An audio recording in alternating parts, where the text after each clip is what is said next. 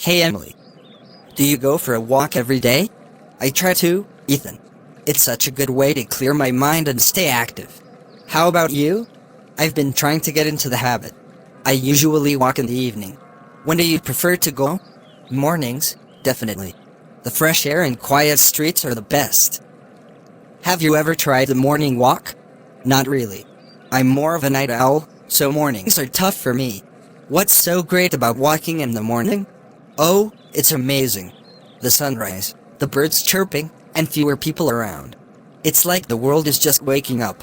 That does sound peaceful. Do you take the same route every day? Mostly, yes. There's a park near my house with a little trail. It's my favorite spot. What about you? I usually stick to the streets in my neighborhood, but I've been thinking of exploring the Riverside Path. Have you been there? Yes, it's beautiful. The water and the view make it so relaxing. You should definitely try it. I will. Do you listen to music or podcasts while walking? Sometimes, but I also like walking in silence to enjoy the sounds of nature. What about you? I'm all about podcasts. It's like learning something new while getting some exercise.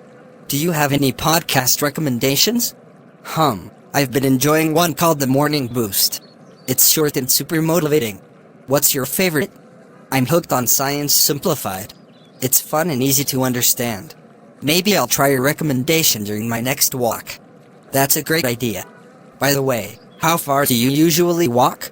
About 2 miles. I'm trying to increase it gradually. How about you? I do around 3 miles, but it depends on how much time I have. Some days, I just enjoy a short stroll. That's smart. It's not about the distance but staying consistent. Maybe we can go for a walk together someday. I'd like that, Ethan. Walking is always more fun with a buddy. Alright, let's plan for the weekend. Thanks for the inspiration, Emily. Anytime. I'm looking forward to it.